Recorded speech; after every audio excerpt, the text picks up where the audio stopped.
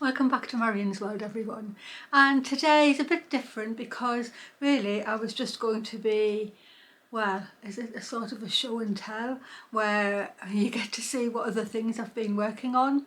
But first off, I'm going to just cut you into a very, very quick make. Something I've been making for the garden. So I'll see you after that. For this quick make, I'm making a cushion cover to go outside. I found the cushion inner upstairs and the patchwork yardage has actually come to the rescue for this quick make. My cushion's actually 19 inches across, so I've cut a strip off my patchwork yardage and I've cut it at 20.5 inches to allow for the seams, and I've just cut a strip right the way across. And I've identified which bit I'd like for the front, and I've already gone and done a little bit of embroidery on it and a little bit of chain stitch and straight stitch, some pretty colours of lazy daisies, and a little bit of just running stitch running around on that piece of fabric. I'm going to make it envelope style, or like a pillowcase with a bit of a twist. The other thing I've made are 4 pieces of my cotton jersey twine, and I'll link you to my easy method of fabric twine, and you can make some yourself. These are just strips that are left over from things I've made, and I've actually just made 4 pieces, and there's a knot in one end and a pin in the other end, so that when I sew this into my pillowcase, I'm going to just flatten that off so I don't have a knot there. So if I put my pretty bit on the top, the excess is going to fold inwards just like a pillowcase would, like that. And I'm going to sew down the sides. I've hemmed both ends now.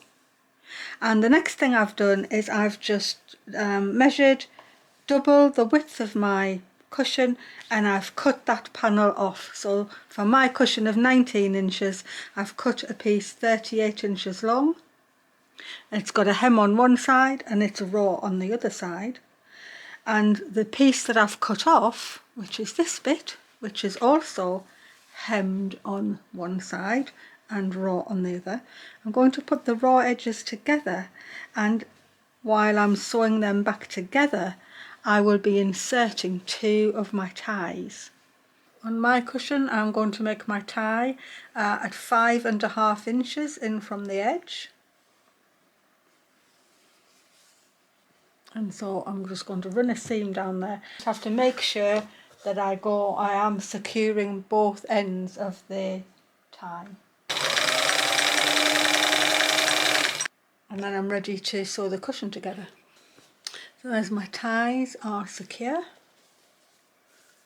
And so to turn this into a pillowcase style cushion, I'm going to bring my cushion panel together, right sides together, and I'm going to bring my finished edge up to the edge that I've just put the ties in.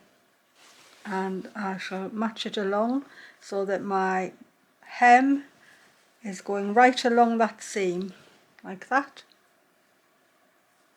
And my ties are just hanging down the back there.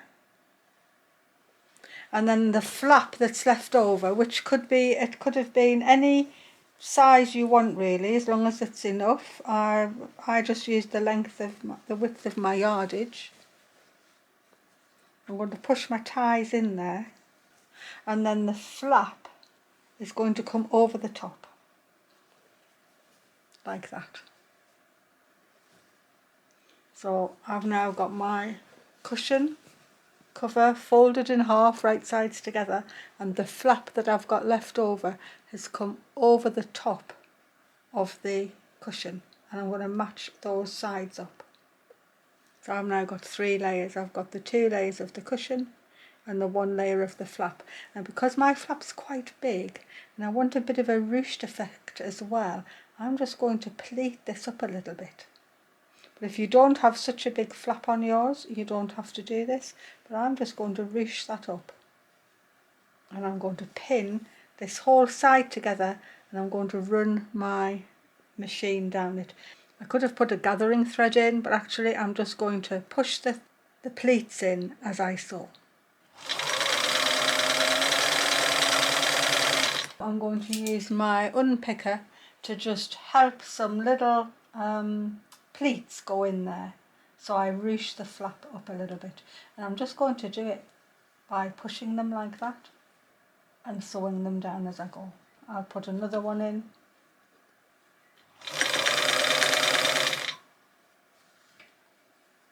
As I pull it back through, you'll see I'll have a nice little bit of ruching there, and I think when the ties are on, that's going to look really nice.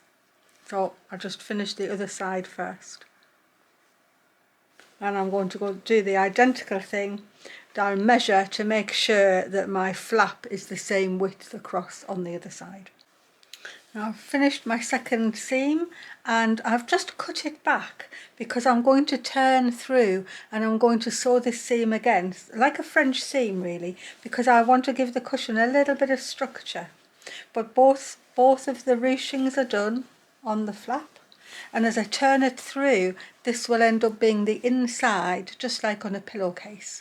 So if I turn it through now, and I pull that corner out, there's my first set of ties coming through. Can pull that nicely.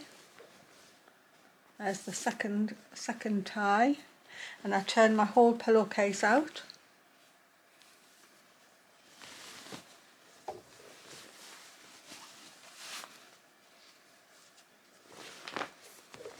Give it a shake, and there I've got a pillowcase style cushion cover with the flap on the inside, but a little bit of ruching, which I hope is going to look nice when I put it on the cushion. So the next thing to do, or the last thing to do, is just match up my ties on the top of the cushion. So I'm just going to do that. I'm going to find out where they need to be. I'm going to pin the other two ties on, and I'm just going to sew them on in a matching position. And I'll show you it when I'm putting the cushion in. So now it's just ready to put the cushion in and hope it looks nice. So in it goes. It should be easy as just putting a pillow in. Get it right down to the bottom. Put the corners out. Get my flap round. And now I'm just going to secure it with my ties because I thought that would look nice. Maybe they need to be shorter or not, I'm not sure. Maybe I'll just leave them long like that. So there it is. So here it is, a really nice cushion for my garden, and I love my ties on the end and a little bit of, I don't know whether it would have been just as well if I hadn't ruched all that big bit up, but I just thought it was a bit different, and I quite like it myself, having all that gathering there, and nice bit of embroidery too. So all in all, a pretty addition to the garden, but I just need to get it there now. So I'll just throw it to the outside and let Marion in the garden have it. Catch! And there it's gone off, it's flying into the garden. And now I can show you some of my other projects that I've been doing. I hope that ended up in good order with Marion in the garden, because she needs it to sit on, because there's nowhere else to sit at the moment. Anyway, projects, what have I been on? I seem to have been doing all sorts, and then nothing's got finished really. For some reason I haven't done anything on my coat or on the red dress, and I don't actually know why. I seem to have just been sewing other types of things. I've been getting on with my knitting, but my Marie woolen cardie, which I'm showing you first, well, it's a long way further than it was, but actually I don't think I've ever taken so long to do something. So here it is, it's already steeked. So it's very wide, it's the oddest shape really, but when I try it on it does look nice. So it's like a big rectangle, there's no neckline, it just comes, the neck comes straight from the centre back. So the shoulders are already grafted, I've cut the armhole steeks already, and the pattern at the bottom is really lovely. I'll show you that one there. It's curling up here at the moment. I'll maybe be sewing ribbon or something, I'm not quite sure at the moment. But I haven't put the button bands on yet. Actually there are no button bands, there's just a band. There will be a band going on. And one of the sleeves is actually almost finished. Well, it's the same as the pattern on the bottom. So I'm up to this little pattern here, which is there. So I've got that much to do. So actually there's not that much to finish off the first sleeve. So I just really need to, I just need to get on with it. But I started another knitting, that's the thing, because I wanted a quick make. This was taking so long. I just wanted something quick to do. But actually, there's not much more to do on that. The bands and the other, finish one sleeve, get started on the other sleeve, and then do the bands. And it's done. So I don't know really what I'm procrastinating about. I just am. In the meantime, I went away for a couple of days with my friend, and I thought, oh, I can't take the Marie woolen. It'll be too much to concentrate on while we're chatting and doing other things. So I took a project to start, and what I did take was this lovely wool. It is merino and acrylic. I got it at the Newcastle, the Gosforth Wool Show last year. It's Madrigal Yarns. I was supposed to be doing the pattern from the gentleman that I bought it from, but in the end I'm just making my own thing up. So this is, I've got two balls. This is a variegated bluey green, and then there's this flecky one. It's absolutely the most gorgeous yarn to knit with. It's 4-ply. And so far I'm doing a shawl, and I'm just doing an experiment shawl where I just keep fiddling about with things and deciding on a whim what I'll do with the next row. So I'm actually working both ends of this one, so the blue and the green from the middle are getting knit at the same time. I really like this bit here that I'm doing. I think that's looking gorgeous. So every 25 stitches I'm starting another vertical stripe, but then I'm just doing other things in them. And so when this piece gets to 25 stitches, which I think it's at 23 at the minute, this green will be going across to this edge. And I'll just carry on. And I'm just knitting it with a knit and then increase in the next stitch on every right side row. And you know, it's an easy knit, it's very soft. I think it's going to turn out nice, but there's no pattern, there's just me fiddling about doing stuff. But I think it's because it's a bit more mindless than the Fair Isle, so maybe that's why I've started to do that. But anyway, that's what I'm knitting at the moment, and I'm putting it in a project bag that you last saw as a cardigan waistcoat, and it was a failure. And it's the blue felted cardigan that I turned into a waistcoat that didn't suit me. And Wendy said she didn't want it because she didn't like the feel of the wool, because she thinks the wool's scratchy, and I wasn't going to waste it. And so really all I've done is sewn up the hem, cut the shoulders off, added a lining of the lovely sewing ladies, and put a drawstring ribbon through, and I've now got a nice new project bag. and that's what's holding my knitting. So that's a good one. I kept the lovely buttons that it had on it because it looks nice. It's really dark here today. It's quite cold. You wouldn't believe it's the beginning of June because actually it's only about 13-14 degrees and it's been pouring down. So I don't know what the weather's coming to. Anyway, so that's the knitting. Painting, well, you know I do the phonology wheels, and obviously I'm still on with them. June is being flowers. But I was trying to do other painting and I found a book at the boot sale and I think I paid £2 for this and I absolutely love it. The man had lots of old books. Common British Wildflowers, easily named, and I just thought it was the most gorgeous book. Now it's 1927.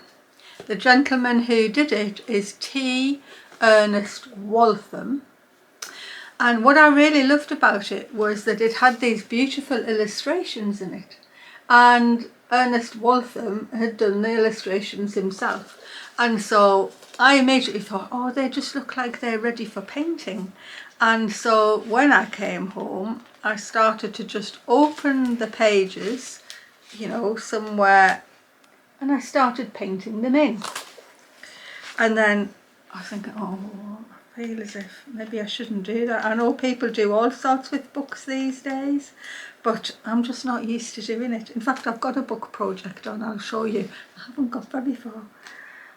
However, just the other day, I thought I was just flicking through and I started to read the actual introduction of the book. And in the book he's saying, it will be helpful to the student if he colours the sketches in this book from the actual flowers in real life as he finds them. And I just couldn't believe it that I'd just had that idea to paint them in. But that's what Ernest Waltham wanted you to do. He wanted you to take the book and paint the flowers when you saw them. He is saying don't use watercolours, use dyes, saying for this purpose dyes will be better than watercolours because they do not obliterate the shading so much. But you know, I think my watercolours are looking pretty alright on there. I feel as if Ernest Waltham's given me permission to paint in the book.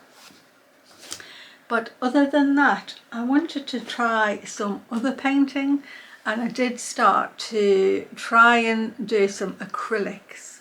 Now the only thing I've used acrylics for in the past are like painting the furniture or painting designs on walls and things, like the wall in my living room's painted with acrylic paint, and the chest of drawers here is painted with poppies and the walls got painted. I haven't used them for painting pictures. I did find it quite difficult, but I'm going to show you because I am pleased with what I did in the end. This was done from a photograph of Buttermere, and so it's a reflection of the mountains in the water, and I am pleased with it, but I don't think I'll ever do it again because I really like watercolours. So that's how it came out. I'll zoom you in. And so I am pleased, however, I found it really, really difficult. This area here is just a bit rubbish entirely, but I think the sky was alright. That's the reflection of the sky, and that's it. Anyway, so that's that. Don't know what I'm going to do with it. It's just, I definitely can't be acrylic painting again. That is going to be my one and only attempt at acrylic painting a picture. So that's painting. So what else have I been sewing? Oh, well, I did decide to stitch Michael's portrait if I could, and I did a little free online workshop from a lady called, I think it's Susie Vickery, and I'll show you. It's not particularly him, and I think it's still got work to go, but this is my stitched portrait of Michael. Oh, like that. And it's coming out okay. Well, it's not quite right, but you know, I can keep working on it, and that's okay. Found this at the car boot sale. It's beautiful, little, delicate little handbag, and I feel it's like from the 50s or a bit earlier, and it's bamboo and reeds, and I think it's Asian. However, it was just plain wood inside, just bare, just like the bare wood, like that, just bare, like that. And so I've put a lining in, and so now it looks like this. So it's got this lovely green silk lining. And what I actually thought was, if I was going out and I wanted to look elegant in my posh nice dresses, I would just take my phone and my car keys and my little wallet, and I'd be able to trip around with that and feel I was the bee's knees. So that's what I'm going to do with it. But now it's got a nice green lining and it looks super lovely when I open it up. That's another thing I've been doing. And after I did the chicken scratch, I went and found one of Michael's shirts that I knew was still in the wardrobe, and it's this lovely red and green and sort of a pale blue check, and I've already done a tiny practice.